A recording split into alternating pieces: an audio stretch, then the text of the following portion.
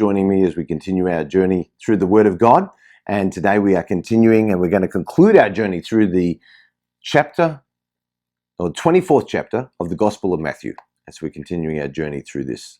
Now, as I've mentioned in my previous videos on Matthew 24, these are videos and podcasts that you need to listen to one after the other. You need to listen to them, watch them one after the other to understand all of Matthew chapter 24 and its context. So now I'm going to jump straight into Matthew 24, verse 32.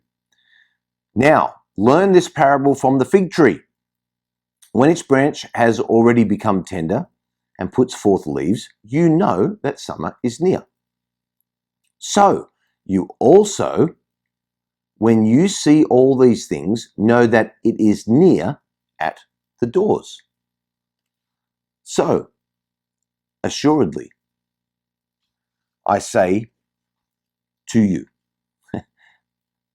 this generation will by no means pass away till all these things take place. Heaven and earth will pass away, but my words will by no means pass away. The fig tree has a regular pattern. This is what Jesus is talking about here. The leaves appear and then the summer follows. When you see the leaves, you know that summer's near. The fig tree was a common fruit tree in Israel. It's mentioned many times in the Old Testament, especially used as a description of the abundance of the land of Israel. Now, many times figs or fig trees were used as symbols or pictures in Bible teaching.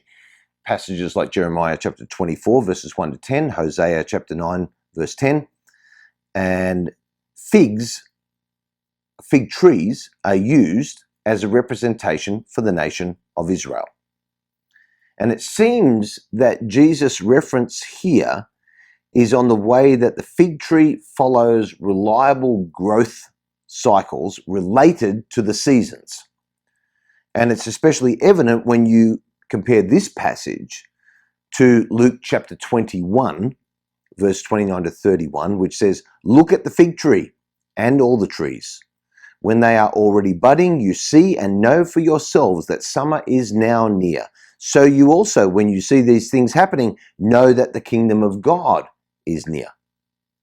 So you also, when you see all these things, know that it is near at the doors." Jesus assured that when these signs appeared, as he foretold, which is the abomination of desolation, followed by the great tribulation, followed by the signs in the heavens, that his return to earth would follow. Now, when a fig tree buds, there is an inevitable result. Summer is near, fruit's coming. And in the same way, when these signs are seen, the coming of Jesus in glory with his church will inevitably follow. Now, this is just as Daniel prophesied in Daniel chapter 12, verse 11. The end will come 1,290 days after the abomination of desolation. Jesus assures that the agonies of the great tribulation are not going to go on forever. They will have an end. And up until this point, Jesus has given an important outline for end-time events. There will be catastrophes and persecutions, but those in themselves are not the sign of the end. There will arise a pivotal sign, which will be the abomination of desolation. When the abomination of desolation appears in the temple, in the Holy of Holies, where an idolatrous image is set up in the rebuilt temple in the Holy of Holies, there are warnings to Israel to flee after the abomination. And then on the heels of the abomination of desolation will come the great tribulation, the second half of the tribulation. And then there's going to be all those cosmic disturbances. And in culmination, Jesus is going to return in glory to his people. Now, he says, "Assuredly I say to you, this generation will by no means pass away till all these things take place." This statement of Jesus' return is one of the central reasons that many people have looked for all or most of the events of this chapter to be fulfilled in AD 70, which is basically 40 years after Jesus spoke these words. But, as we've previously talked about, to say this is to greatly stretch the most natural interpretation of the abomination of desolation. Even, it's a great stretch of the severity of the Great Tribulation, or the cosmic signs, and the coming of the Son of Man. I think it's better to let those passages have their most natural meaning and to fit this promise.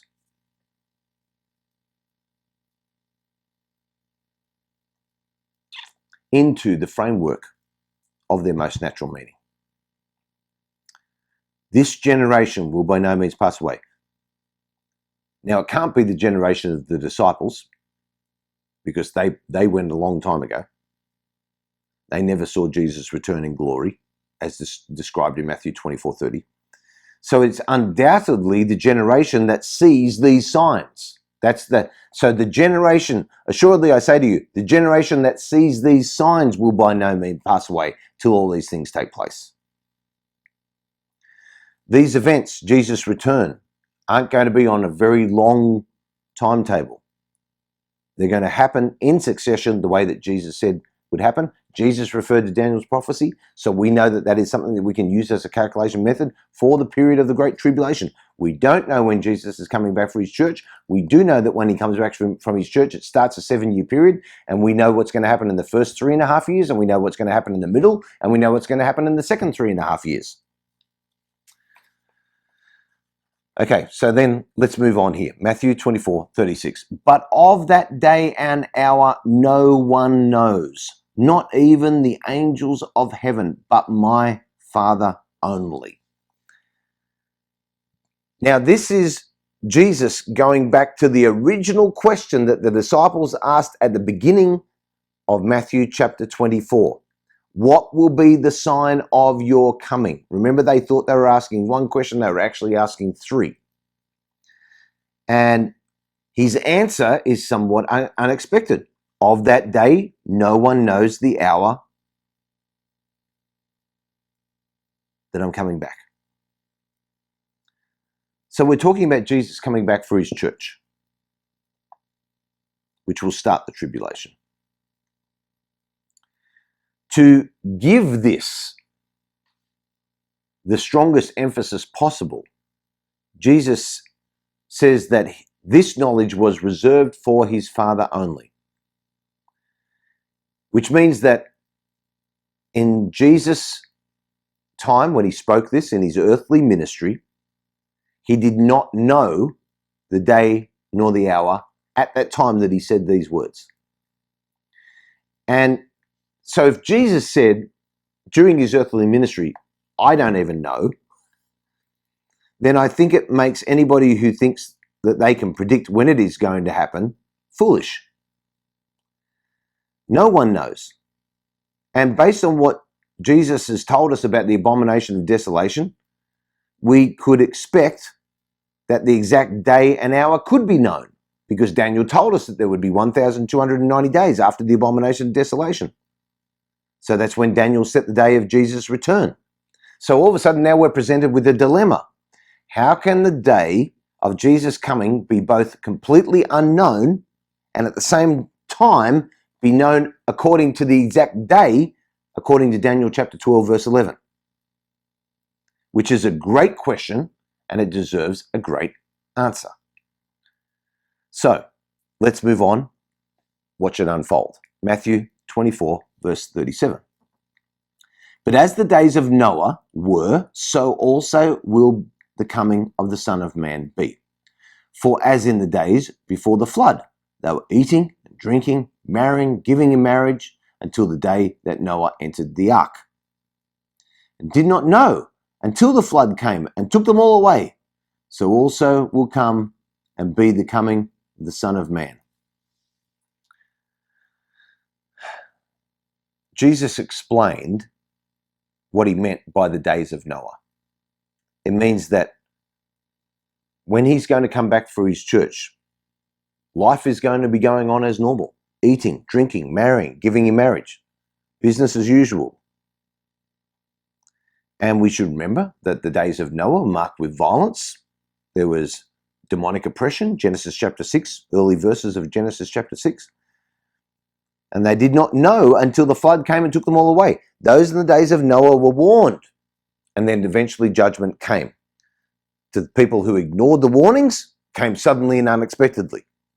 Carson, that the coming of the Son of Man takes place at an unknown time can only be true if, in fact, life seems to be going on pretty much as usual, just as in the days of the Great Flood.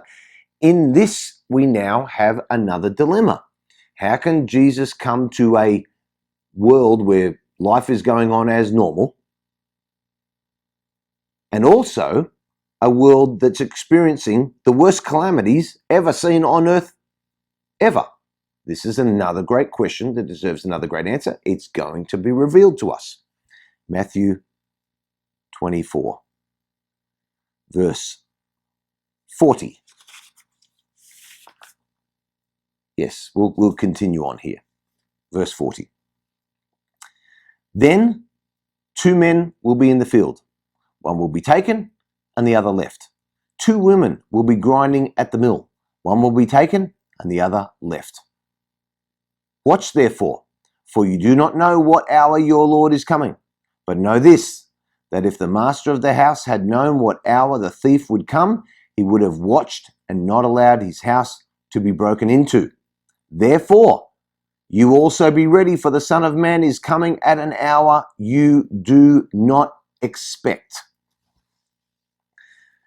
Jesus here points to these curious disappearances, the catching away of the church at the coming of the Son of Man, which is described in 1 Thessalonians chapter 4, verse 16 and 17.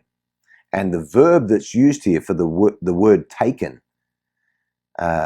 is the same verb used in Matthew 1, verse 20, 17, verse 1, 18, chapter 18, verse 16, chapter 20, verse 17. And it implies to take someone to be with you. France says, and therefore here points to the salvation rather than the destruction of the one who's taken.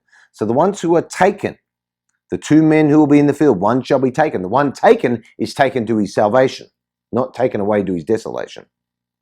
Watch therefore, for you do not know what hour your Lord is coming. Since the day and the hour of Jesus' coming are unknowable, Jesus' followers, his disciples, have to be on constant readiness, in a constant state of readiness for his coming. This is the second coming dilemma. It's going to be at an unexpected hour, or is it something that you can positively predict? Is it when world's going on business as usual, or is it when there's worldwide catastrophes? Is it meeting him in the air, 1 Thessalonians chapter 4, or is he coming with the saints, Zechariah chapter 14, verse 5? William Barclay describes one aspect of the difficulty here.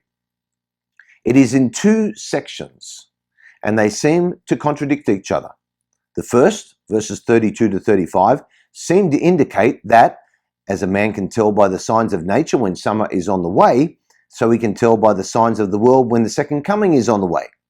The second section, verse 36 to 41, says quite definitely that no one knows the time of the second coming, not the angels, not even Jesus himself, but only God, and that it will come upon men with the suddenness of a rainstorm out of a blue sky.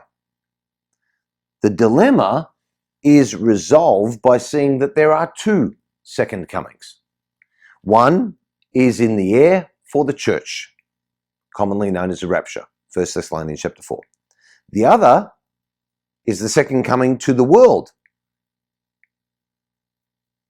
The contradictions, which will be at the end of the Great Tribulation, the contradictions in Matthew 24 and much of the rest of prophecy regarding end times are solved by seeing that there are references to 2 returns of Jesus.